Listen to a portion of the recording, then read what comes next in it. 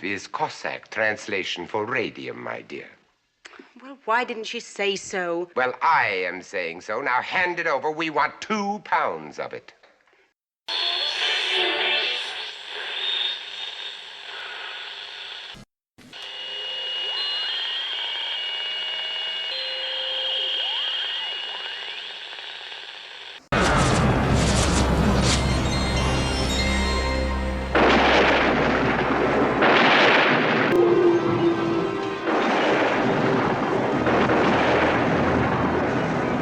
Oh boy.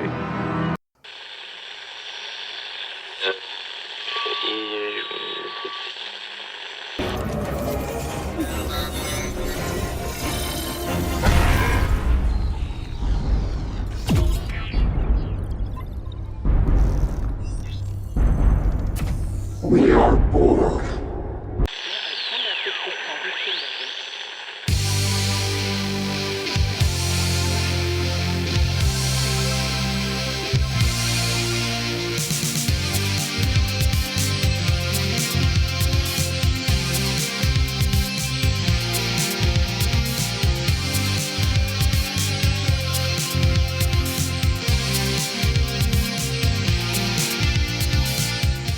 This is Complete Disarray with Jamie Ray.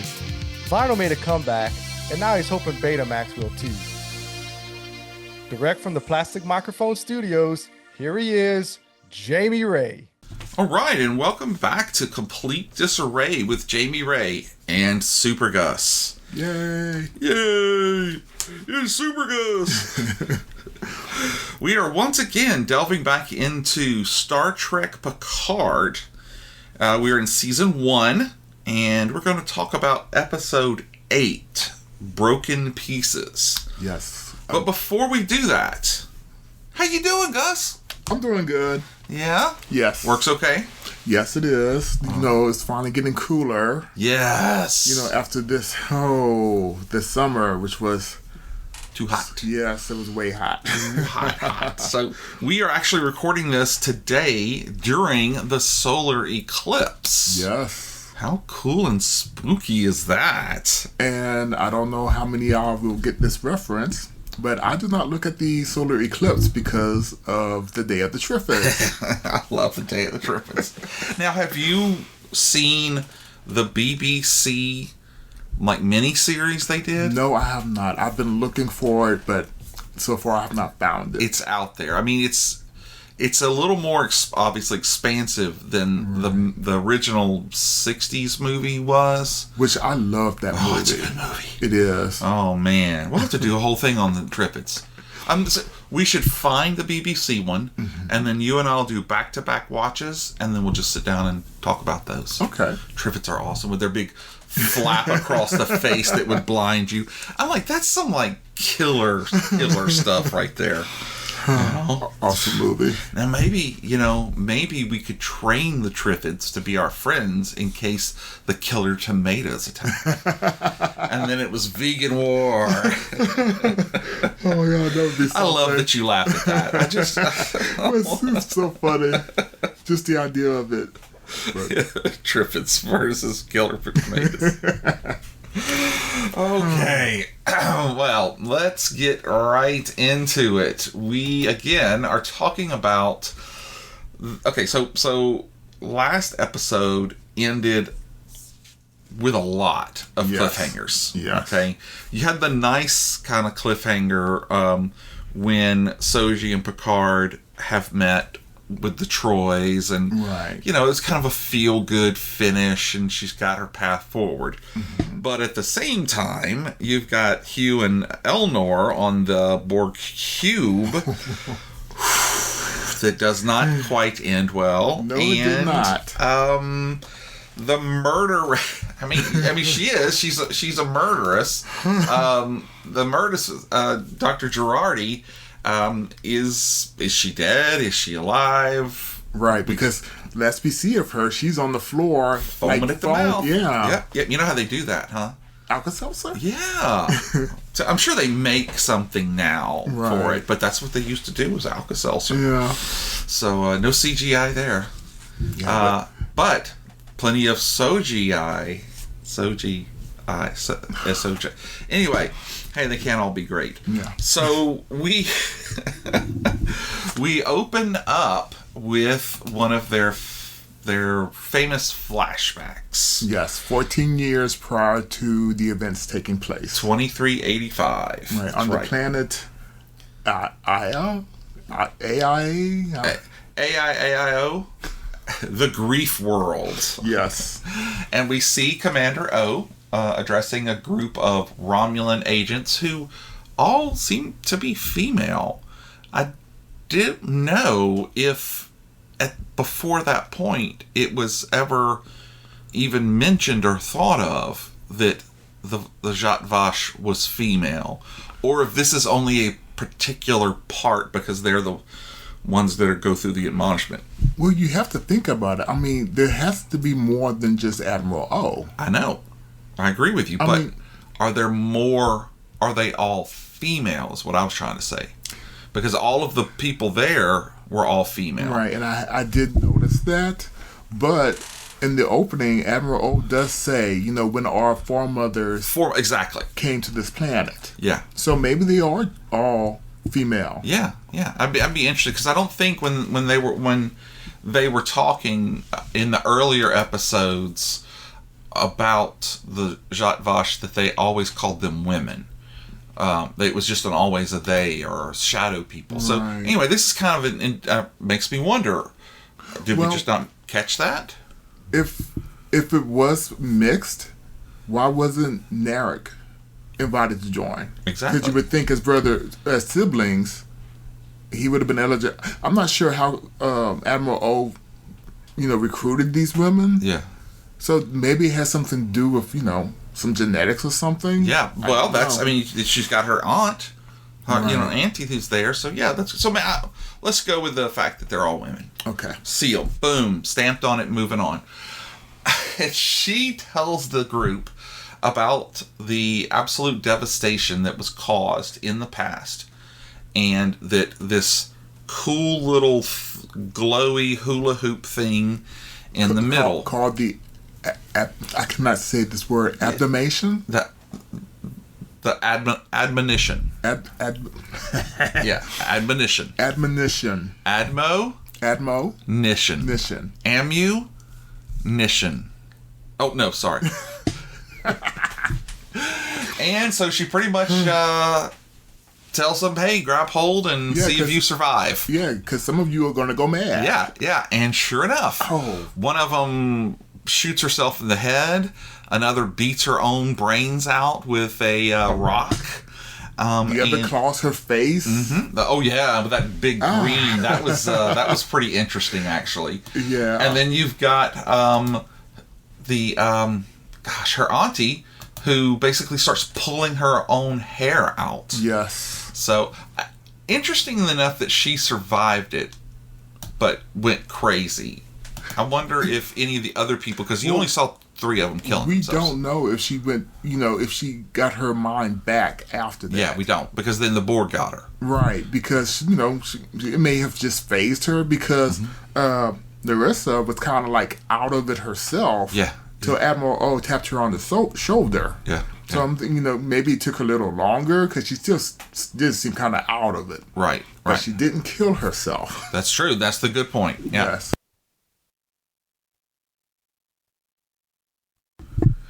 Wow, so I love that she walks up behind her. We have work to do, and then I kind of hear the A-Team theme in my head.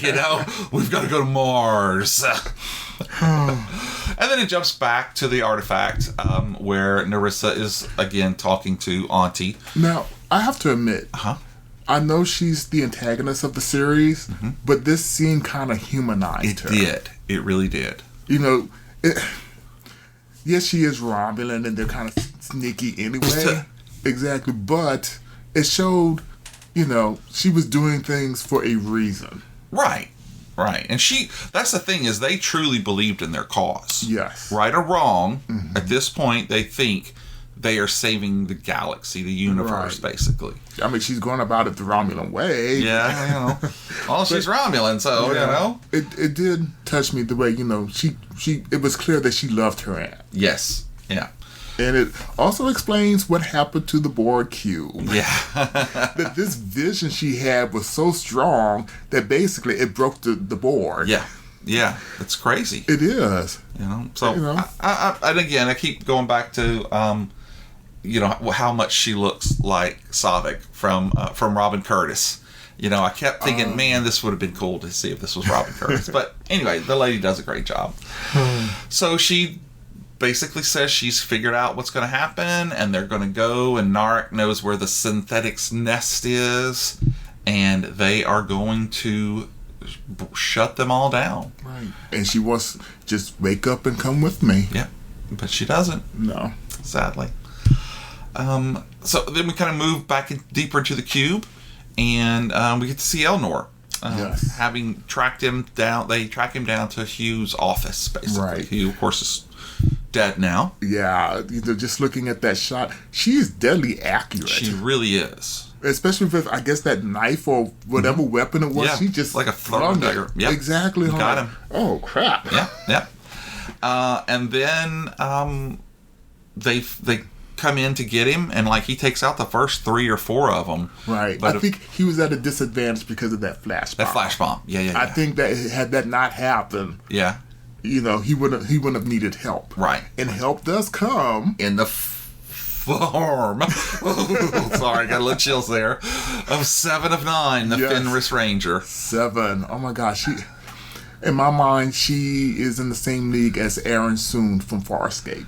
Oh, okay. This just that badass woman, Yeah. who could take care of herself and anybody around you. Anybody around her who needs her. You push that button. As a matter of fact, I want one of those things. The little things where you push it and 7 of 9 shows up. Oh. So that's what you can get me for Christmas. I mean, like a real one, though. Not a prop. Yeah, I don't. Love you, Jerry Ryan. Yeah, I don't think Tina would love it though. We'll get her one that brings Harrison Ford. Whatever. And then he just like breaks down and like jumps on her with this huge hug. Well, considering that he was all by himself in an alien environment, Yeah. and you got to remember he's pretty naive, Right. And he's young. Yes. You know? And he's not opportunistic. He literally goes from one lost cause to the next. And he's got to know that he was at this point almost at the end. Yes. You know, this was almost done, and then Right. she shows up. So I love that. And having watched the rest of the show now, at this point, and going back and seeing how those relationships build, I love that little one scene. Yeah, but she's just comforting him. It's okay. I'm here now. It's Gotcha, boo. It's so her. It was. her character. Like on Voyager when she was with the way she interacted with Naomi Wildman. Yes. You wouldn't have thought it. No. But it just shows she does have a Human side? yeah, Maternal? Yes. Mm-hmm. Just like with the 4 Borg kids that they rescued. Right. So- Ichib being one of them. Yes. Yeah. Moment of silence for Ichib.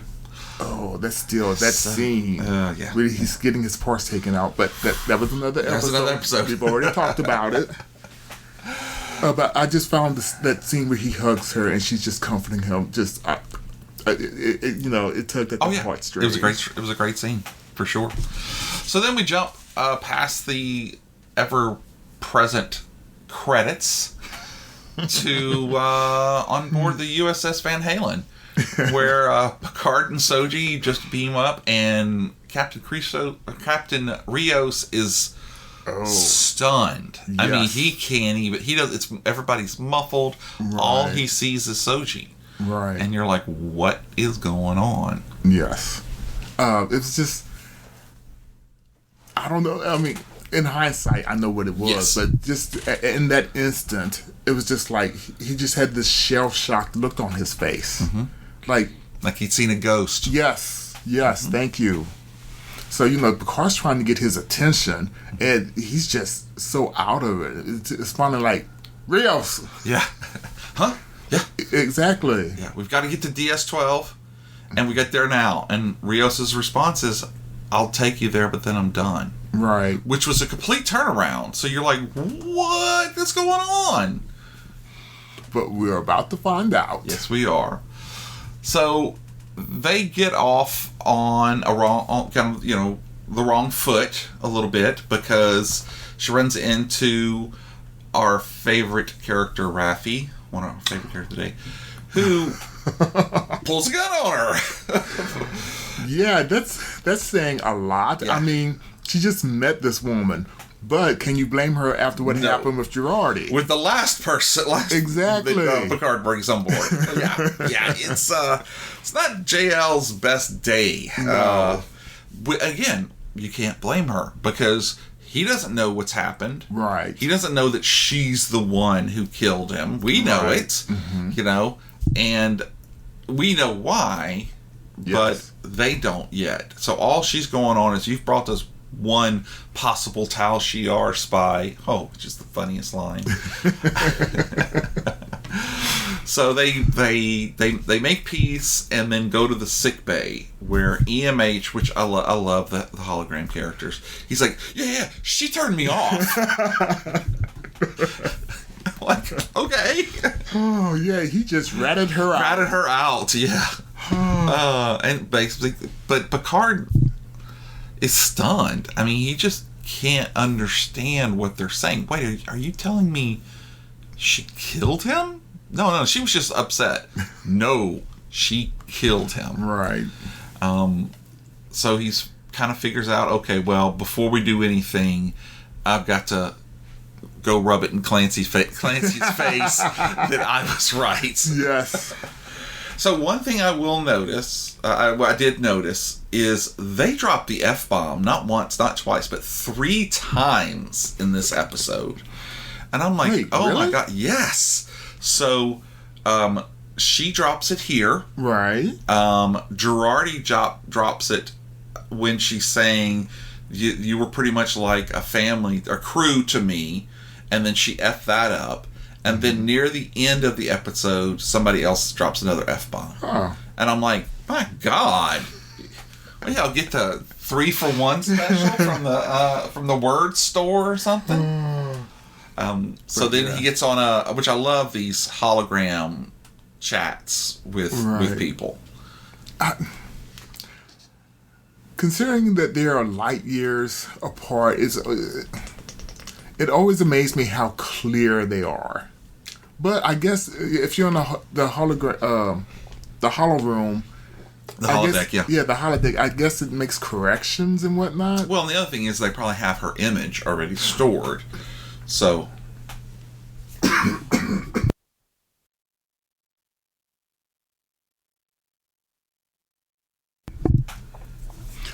Oh, that's you're right. It could have just been because they have her image, or they're using T-Mobile. Either one.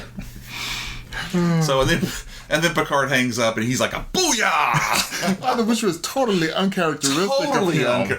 But also pretty great because I mean she had taken him down to the bare bone. Yes, she did. And he kind of deserved it at the time. He did. But yeah, still, it was nice that he got to give it back to her. So then they're going to decide. All right, well,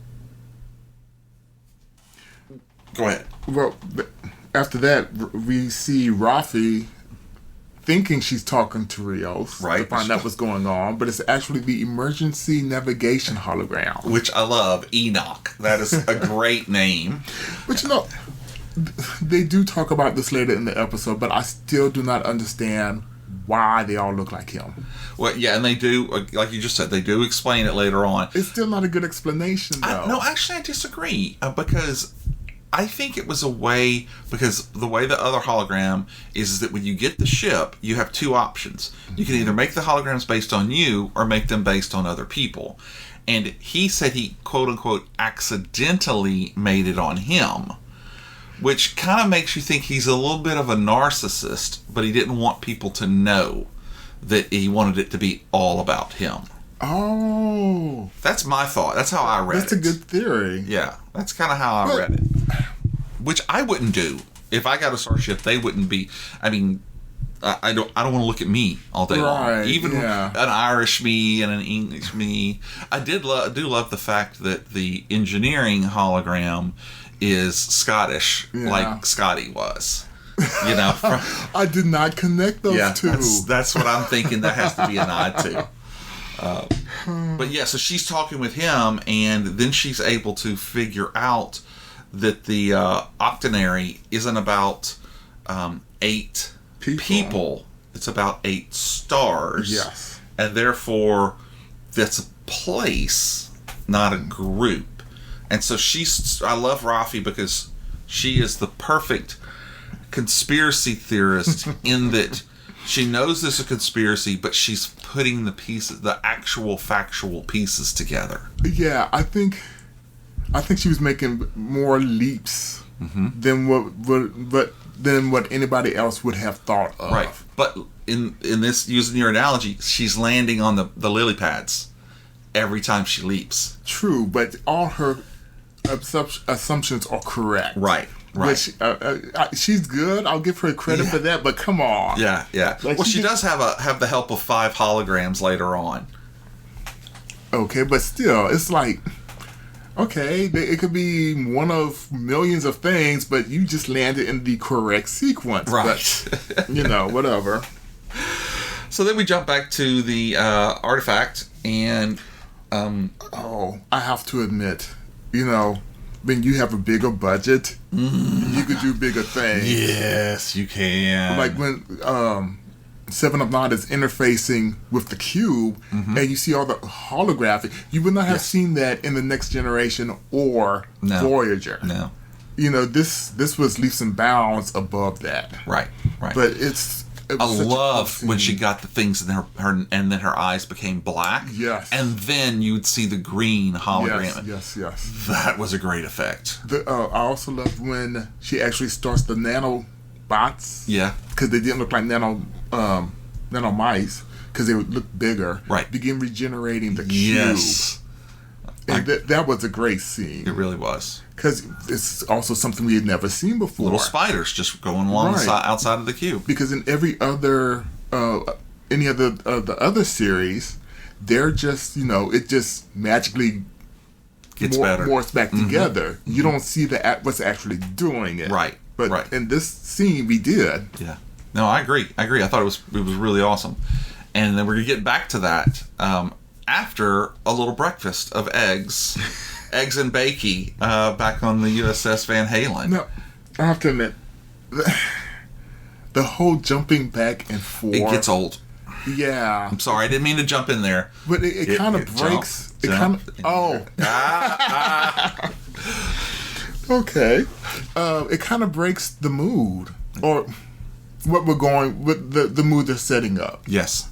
First, I have to admit, I loved all the scenes on the Borg Cube. Oh, yeah. Because I feel like that's giving us so much more background information and so much more drama.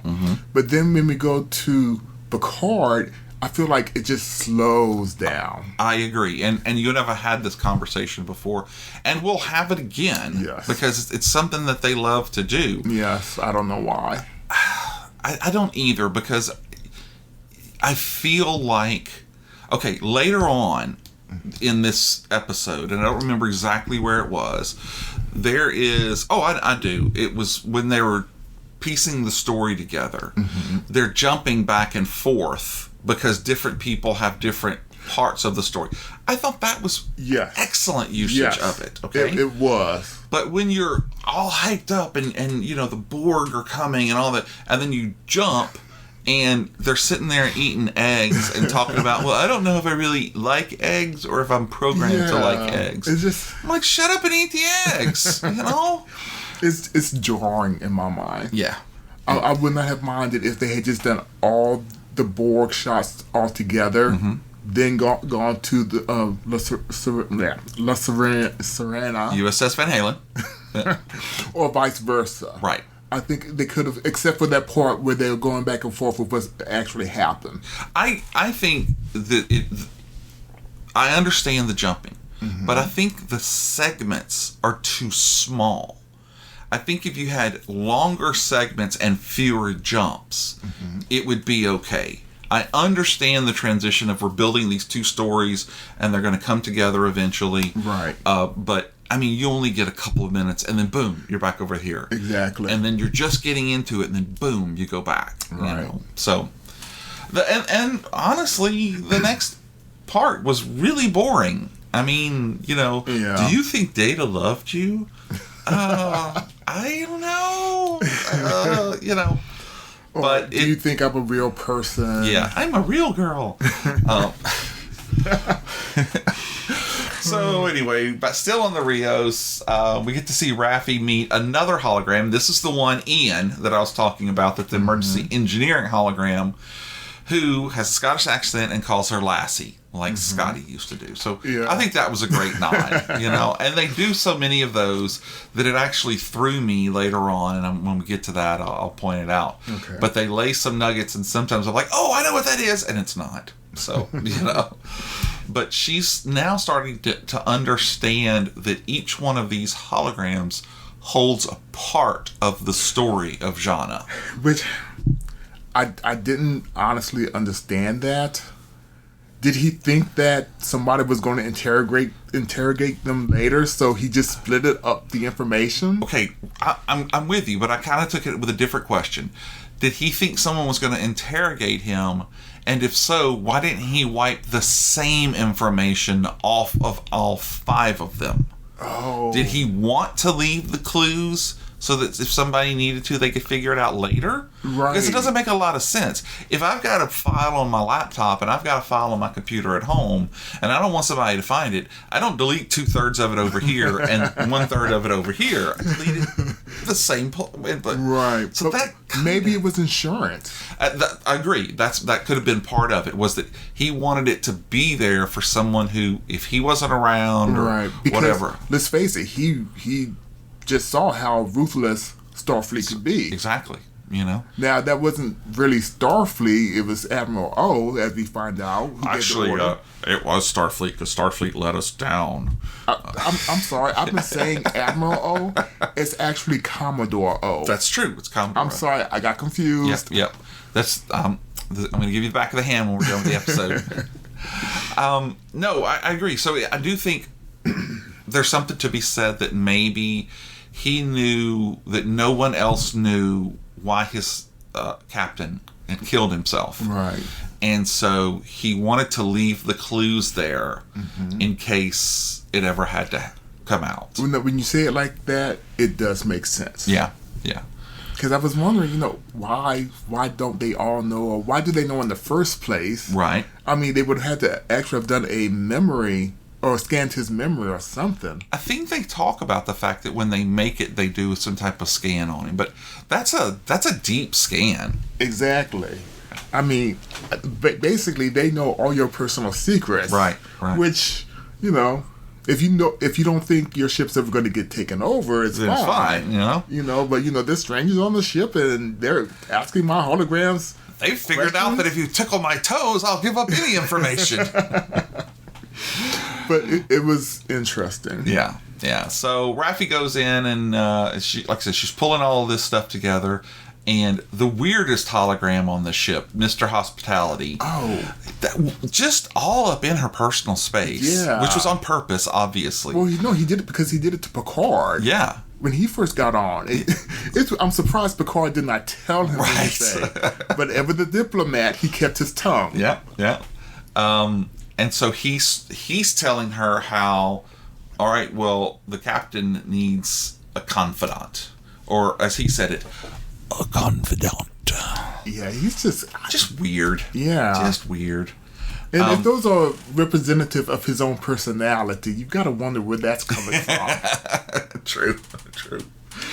And so we then get to see Rios inside his cabin at the going through an old chest of the Ib-Majid. I can't know how I'm saying that. Yeah, another weird name. Yeah. I'm sorry. It's already hard enough to talk English, but when you give me all these weird names, and I'm like, oh, forget it. That ship. Yeah. That's how we just refer to it as. I did love how he had a bunch of his old stuff in a cigar box, because I don't know about you, but when I was growing up, my grandfather smoked cigars. Mm-hmm. So that was one of the pride things, is that if you could get his old cigar box, we would take one little, God, what do you call those? Panel nails. They're thin and they're kind of long, and so you'd put it through the lid into the wall of the cigar box, and that would be like the latch that you would use, and you'd put all your secret stuff in there, you know.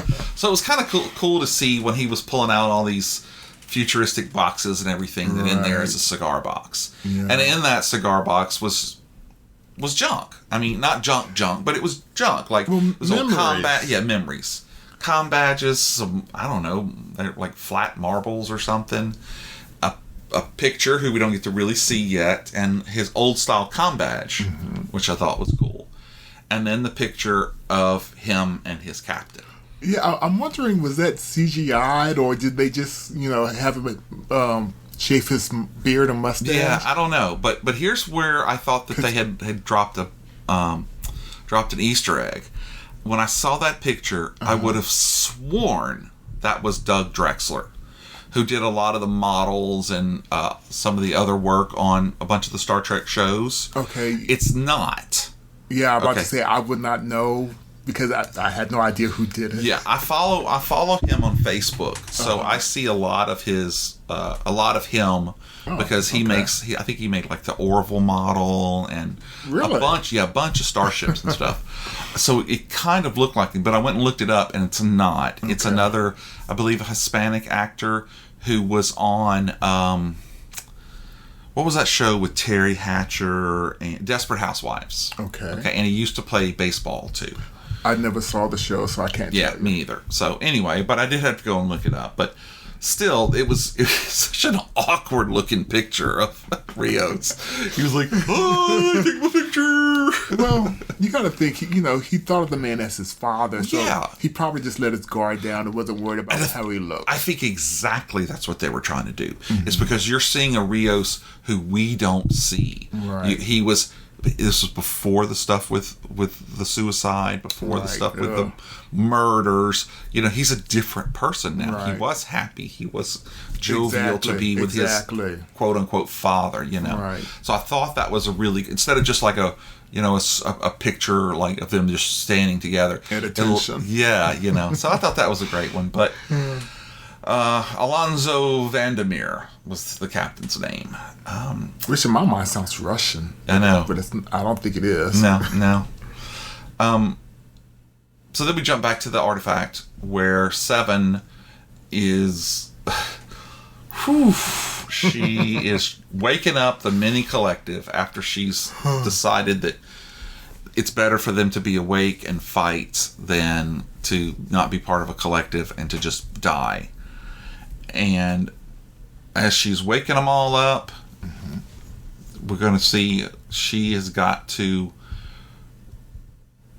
how's she going to do? She's grappling with the fact that she's going to be a queen, but it's a mini queen, right, of a mini collective, right? And Elnor was like, "Well, look, we can get them, and they can help fight for their own lives, and then we can release them again." And then you start getting this weird voice from Seven. It's like, if they want to be released, or if I decide to release them, or whatever, and you're thinking, "Oh crap, is it that quick that she's gone over?" Well, you got to think. I mean, the Borg, the collective has such a hold on both her and Picard. Mm-hmm. The last episode when Picard, a couple of episodes ago, when Picard boarded the Borg Cube. Yeah. That wave of panic attack. Right. Yeah. So, out of all the enemies in Star Trek, I think the Borg are the most, how do I put this, nuanced? Yeah. Maybe.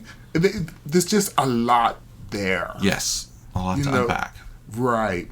But, she's debating whether she wants to do it, and if she does, will she be able to give it up? Right.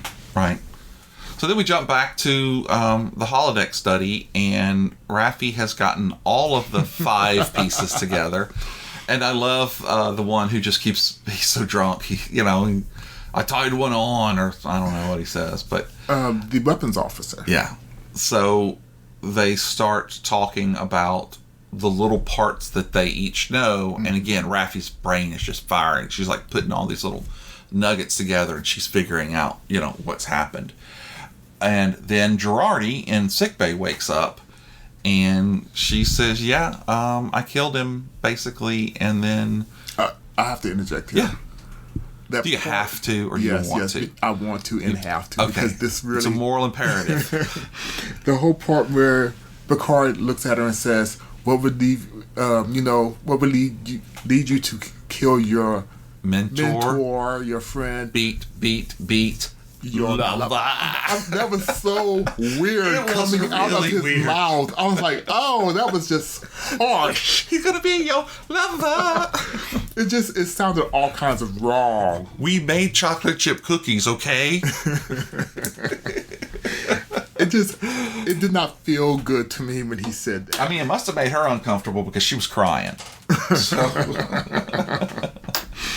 But yeah, at this point, when she wakes up, Picard basically says, you're under arrest. Yeah, you'll turn yourself in. Right. And then she starts to explain what happened with Admiral/Commodore O. And my whole thing with her is like, how many times has this happened now? Yeah, where a Romulan posing as a Vulcan infiltrates Starfleet. Yeah. Or even, because you had the female ambassador. Yes. Now you have Commodore O. Mm-hmm. I believe it happened once before, maybe? I wouldn't doubt it. But I started thinking about this. Was there ever an actual Commodore O, Ensign O, Lieutenant O, that existed? Yes. Because they talk about that later on. They talk about the fact that after... They talk about the fact that she joined Starfleet and then rose up through the ranks. So for basically, we don't know when she did that. She could have done that before they were on the Grief Planet.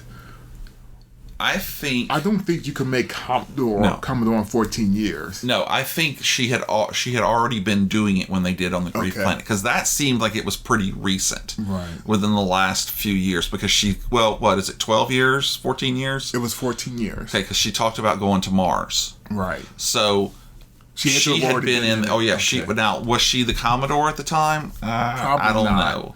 But she was a higher ranking of... Right. So I don't think she took the place of anyone. Okay, but once again, doesn't Starfleet have some kind of test for this? Okay, but what are you testing for? Because Vulcans and Romulans are physiologically the same. Because remember, Romulans left Vulcan to follow their passions. That is true, but I don't know. Actually go to ask Vulcan if they have records on this person? That's true. I agree with that, but... okay, so let's say that they did that, and that there had been an O, and she killed her and took her place.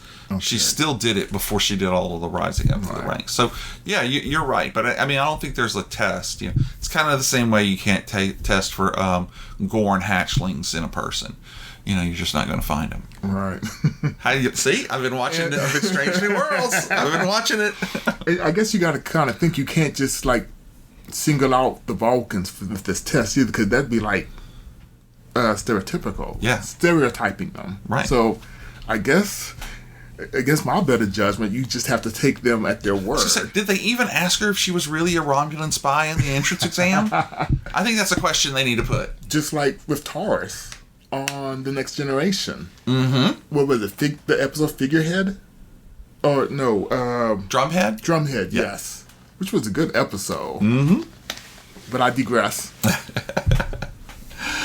Okay, so she basically tells her about how O put the poison in her brain. And I loved this part. She was really good at this part. Yes, I loved the way she described it, the poison in my brain. Right. So you have to wonder with that mind meld, evidently it seems like Commodore O put some type of sonic blocks to keep her from talking about it. But you gotta wonder, what else did she do while she was in there? Right. And is that all broken now? Right, because I have a hard time. I don't care what you implanted in me. She never struck me as the type of person to kill somebody. Right. So you have to wonder if Commodore O just you will kill this person when you see them. Exactly. Yeah. But because of all that, the trauma of it she didn't do it with Soji. Right. No, I agree. I think that kind of broke her out of it. Right, because I also wonder, did Commodore O give her like a filtered version of the vision? She'd have to, or you would think it would have drove her crazy. I agree. Too. She probably gave her parts of it, you know. But at the same time, and again, it's the way that it was shot and everything. Some of the female Jatva acolytes were only grabbing it for a few seconds too. So I don't know. She had to done something to kind of, like you said, tone it down so she didn't go, because she was perfectly normal, talking and being with everybody, right? You know. So yeah, it's some mojo for sure. So jumping back, we now find that Raffi will go in and see Rios, and she gets the real story of who Soji / Jana is, and about what happens when back on board the USS with Rios and Captain Vandermeer, where they find these two passengers. Beautiful flower. They actually held them. Yeah, I'm sorry. They come across these two people in the ship. The people on the ship were looking for them to open diplomatic relations. And he was an ambassador, beautiful flower, and his young age on it. They shook hands, came on board, they broke bread, and then a few hours later, Vandermeer just basically walks in and pulls out his phaser and shoots them both dead. Yeah. And he then tells him that he'd gotten a black flag directive that says basically you do this. Starfleet security says, and we know who's in charge of that. And says you do this, or we will have everyone. We'll basically self-destruct. Right. Which makes me wonder if Starfleet security can kill everyone on board. Would that have been destroying the ship? Okay, which would have been like a remote control explosion, which I can kind of understand. Or does it mean they have some other way of killing the people on board? You see, I was thinking that they would just tell the ship to open all the airlocks. Ah, yeah, that's a good point. But something like that would happen. Well, so it makes you. Starfleet has all of the command codes for all of the ships. But we didn't know that at that time. Well, we don't find that out until... We knew it from the Wrath of Khan. Oh, that part. Yeah. I'm sorry. I was thinking about what happens later on in season 3. Oh, okay. Yeah, okay. But yeah, I mean, Starfleet That's true. Could have sent a signal, here's my command codes, self-destruct. Yeah. Or open up all the airlocks. Yeah, and then that way somebody could come back and get the ship and just clean it up and be good to go. That's kind of scary, though. It is. That's what I was getting. That's the point I was getting at. Is that this stuff is here, and that the captain knew that I could push a button back at Starfleet security and kill everyone on board if you don't do what I say. That is pretty scary. I would think that the lower ranking officers or crew members are hoping that they're not aware of that. Yeah, I couldn't imagine that they are. I couldn't imagine it was beyond maybe Captain and maybe XO. Right. So. But yeah, I mean, that's just hearing Rios describe what happened, how he went after the captain, hard, and, he told him why, and then he pulled out the phaser and... In his mouth. Yeah. Yeah. So then he did his best to cover it up, and it basically broke him. Yeah, it broke him. 6 months later, he was out of Starfleet. Right. How determined? Was it just a breakdown? Yeah, they called it something else. They called it post-traumatic dysphoria. Right. Well, I guess seeing your commanding officer commit suicide in front of you. Yeah. Well, after he watched that same officer just cold-blooded murder 2 other people, yeah, I guess it's understandable. Yeah. So, only upon the second watching did I catch the fact that the drawing of Rios and Jana that he keeps looking at was actually drawn by Beautiful Flower. I didn't catch that the first time. So I mentioned it. I knew someone had drawn it. I think that's kind of an Easter egg to Data. Oh yeah. Data like to paint. Yeah. Yeah, that's true. Don't know if it was actually very good, but he did like the paint. Mm-hmm. Well, and let's just say his art was abstract. Abstract, yeah. So this was what we were talking about earlier. This is a good use of jumping back and forth. Mm-hmm. So you jump in from him telling the stories to Jurati and Soji, and it's kind of cool to see Jurati.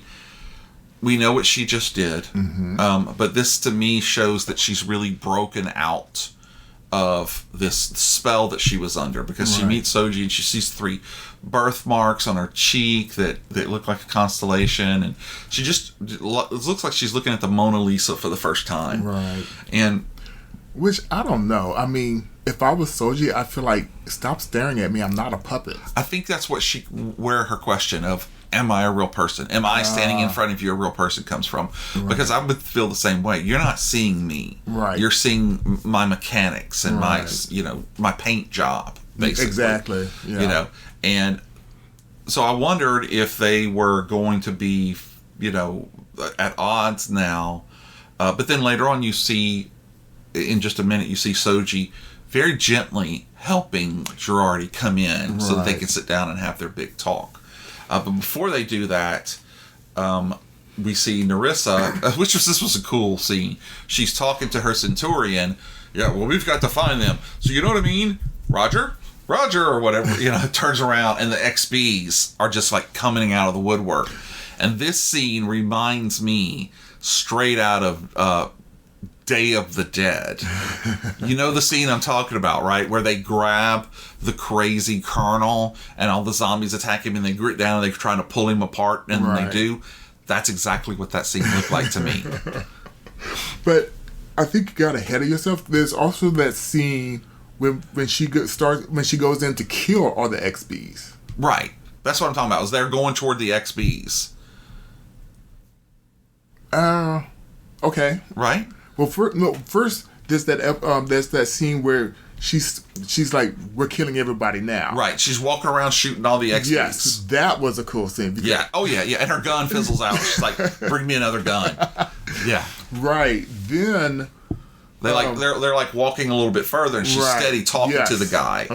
And then the XPs come out of nowhere. Like, again, like zombies. Yes. I mean, I did think of that exact same.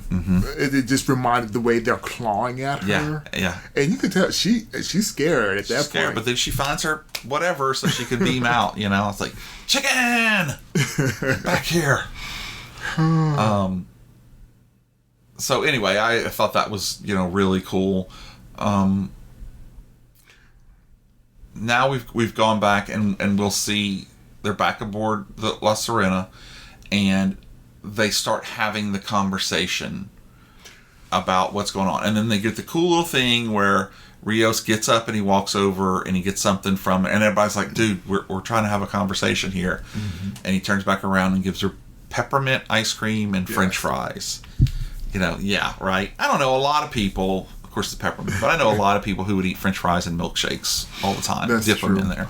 But I will be honest with you, I found this scene to be kind of boring for the most part. Okay. Yes, it's a lot of exposition and they're talking back and forth, but I kind of tuned it out. Oh, really? I thought it was well acted. I'll give you that. It's just the way they all played off of each other's last sentence type deal. But at the same time, after everything that just happened on the Borg Cube, it's just like, oh, we're slowing down again. Again, exactly. No, I'm 100% with you. Though I think the scene itself was a wonderful scene. I'll give you that. Well acted. It just should have been in a different place. Right. Yeah. I did love the fact though that at the end when Soji's figured out everything that's going on, man, she just like slams her fist down on the table, and then you get up and you see from the top view she's like bent the crap out of the table. So you got to wonder, just how strong is she? Right. And does she have access to that all the time now? Because she didn't have it, until the first time that it kicked in. Right. When she freed herself from that room. So is it always available to her now? I would think so. I would too. Just that was the first time that it kind of made me wonder, Which honestly, I would not want to get close to her, enough to her in case she gets angry. Exactly. And decides she just wants to snap my neck. We wouldn't like her very much when she was angry. So then we have a cool where she storms off into the bridge and is able to seal off the bridge and is, I'm going to find a transwarp tunnel and we're going to get there right away. And Rios ain't worried about it. He just starts singing a song. And it's like a deep code back door, and he's able to get around it. Right. And then they have their discussion. That was a cool scene. Please bring me home, Miss Captain Rios, please. But at that point, though, when they're like face to face, I would have been afraid to say no because I'm afraid she'd just reach into my chest and grab my heart. That's right. I agree with you.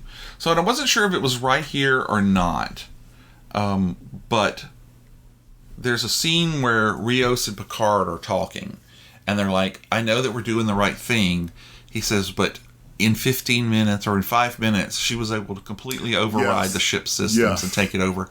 And you're talking about there being a planet of them. Right. So you got to wonder, is this prophecy correct? Right.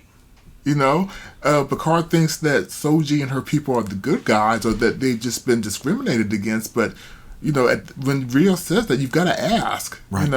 Maybe there's a hint it's not of so truth. far out of right. the. Yeah, no. I'm with you. Especially since she just bit my table. Who's paying for that? Well, we know they're not using money because money doesn't exist. Oh, we cannot go an episode without talking about no money. Oh my God. So anyway, there's a cool little scene where Picard talks about his standing watch as an ensign on the Reliant, which obviously must have been the Reliant A or B because the timeline wouldn't have, it'd have to be more than that, huh? Well, it depends, on how many. Because we look at the Enterprise and it's A, B, C, D. Right. What is it? Probably an E or an F at that point. But what's it actually past an E? Anyway. But maybe the Reliant has a longer history, Right. But anyway, it definitely wasn't guns Reliant. But it's cool to think of him as an ensign on that ship, right. And he talks about history. Ship of history, at least to us. Yes. And so then basically it's a lot more exposition. And the fact that, again, the Romulans are calling her the Destroyer. Right. Maybe she is the Destroyer. Right. Are we doing the right things? Right. But they decide, let's go ahead and see it through. Right. So they get to the transwarp tunnel, open it up. But before they go in, I love this little throwback to the last episode where she pulls out the compass that Kestra had given her. And from the way that she's holding it in position to the screen, it's like the compass point is pointing into the warp core. And I thought, that was pretty cool. I had an issue with this because we see Narek is right behind them. Right behind them. Now, in all the infinite space and you could go in space, right? How did he find them? I don't know. I thought the same thing. Was it just luck? And even then, luck will only take you so far. I think he had stopped to gas up and get some snacks. And he was like, oh, I know that ship. And that's the only thing I could see. Because he doesn't have his transponder to follow her anymore. So I don't know. That was left unsaid. But somehow he does follow. Right. But I want to back up a couple of scenes. Where Narissa gives the command to start spacing the Borgs. Yes. And let's back up a little further. When 709 connects to the collector. Oh, that was so cool. Did you notice that you could see the green? Yes. Yes. I didn't get that, but it was cool as hell. I don't know if that would have really happened. I'm not sure how much of her Borg parts she still has. Well, no. If she was topless... Oh, Lord. Wait a minute. Give me a minute to process that. Anyway, if she was topless, then maybe I could have seen the lights of the, because maybe they're in her spine and she can't take them out. But this was through her jacket. Yeah. So I don't know. Or it could have just been a holograph off. That's what I was fixing to say. The device itself. Right, like a tracking or something to line it up. But it is a cool. Whatever it is comes down and then the wires come out and she just plunges into her spine. Sorry, I'm so sorry. It's a cool scene though. Yeah. But then when Narissa gives the command, and we did talk about this earlier, the whole effect with her eyes. Yes. Oh, that, like I said, those scenes aboard the Borg Cube, and then the scenes on Van Halen. It's just that's what makes it so jarring. Right. It is. I mean, there was a lot more going on the Borg ship. A lot more interesting things. Right. But anyway, then Narissa gets the command to space all the Borgs. Yeah. Now, 7 of 9 is connected. She feels it, and I'm sure she sees it. They all get spaced. Right. Which is, wow. Like I said, we would not have seen that scene in that capacity in the Next Generation. No. I mean, so it just goes to show you where they've come, how far they've come with CGI, because it looks realistic. Yes, and I'm assuming that the Borg's connection to the charging and all that stuff must be Bluetooth, because otherwise they would have been connected with like a cable or something and not get spaced. But well, anyway, that's when they go after. The XBs go after Narissa. Right. But she teleports away. And that's when 7 of 9 reports they're all gone. They've left. We've retaken the cube. Yeah. I forgot about this scene. Yeah. I'm kind of curious, did Narissa's aunt go, where's she at? Did she stay on the cube, or did Narissa have her beamed aboard the ship? My thought would be that she's aboard the ship. Okay. That's just, I mean, not the Borg Cube, but aboard a ship. Right. That's just what I would think if you're asking me. I don't know. I don't believe we saw it. We didn't. We wasn't there. But the reason I really like this scene is at the very end when Elnor. Yeah, Elnor, like, are you going to assimilate me now? It was okay, which was really funny. And I hope I'm not stealing any thunder from you.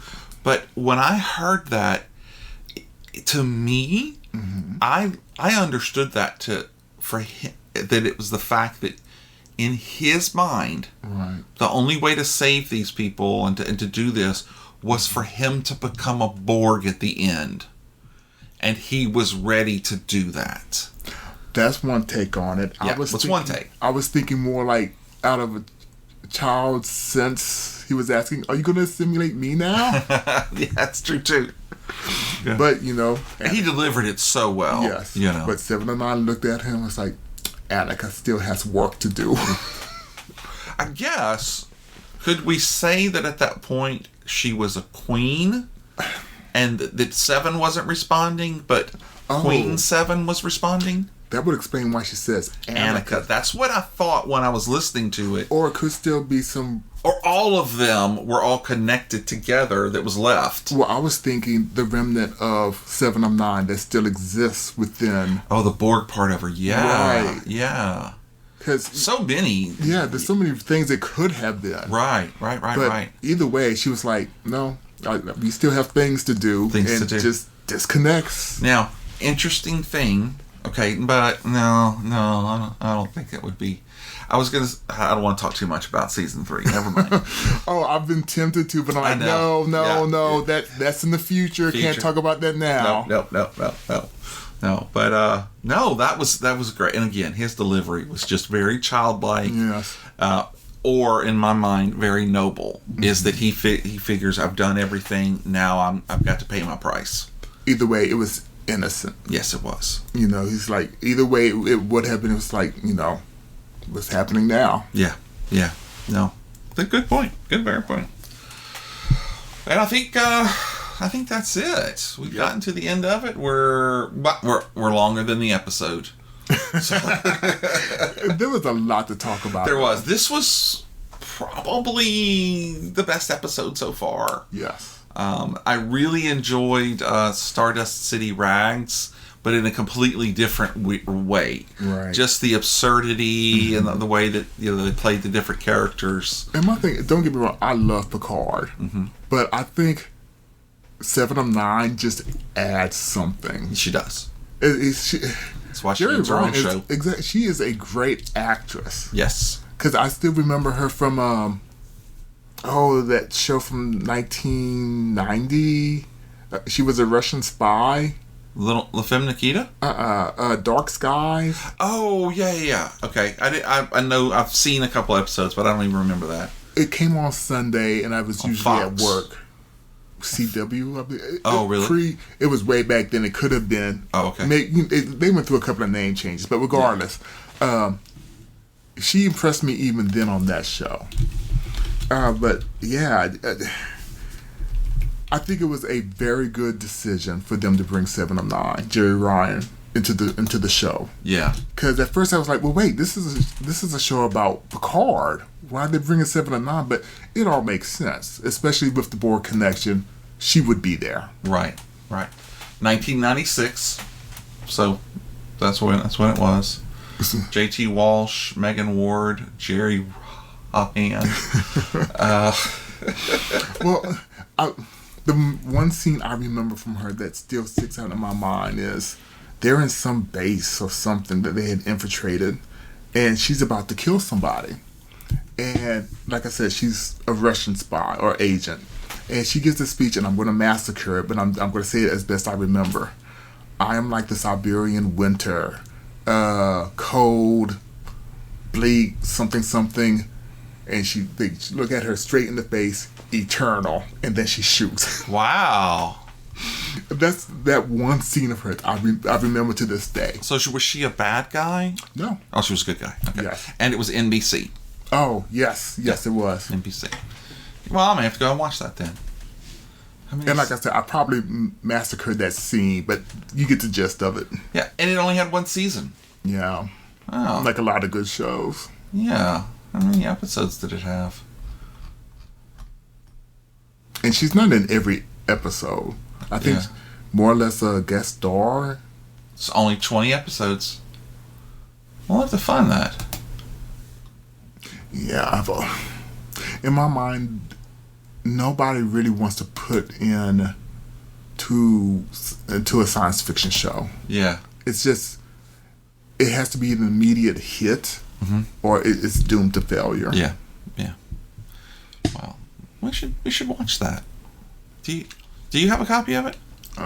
We should watch that. Like I said, I was working at that time, retail, so I was rarely home. I got you. To watch it, but I caught some episodes of it. Oh. Well, all right. Well, Gus, thank you for coming on. Oh, as usual, thank you for having me. It was fun. I love doing this. I always enjoy this. So next episode will be season 1, episode 9, Et in Arcadia Ego, part 1. Part uno. Yeah, because this is leading up basically to the finale. The finale. And it goes crazy from here. Absolutely crazy. So we have our next date already set. Yes, we do. So be looking forward to it. Yeah, we'll be talking about the Twilight Zone between... That's right. Now. We'll be there at Lowe's. Yeah. I got a lot coming up these next few weeks. So... Awesome. Well, thank you again very much. Thank you for having me. Thank you all out there in the podcast universe. Don't forget about my other little show called Fave 5 from Fans. And get ready. We'll be dropping a new show. I don't know. Whenever. Soonish. All right. Take care, and we'll talk to you next time. Bye, Pod Universe.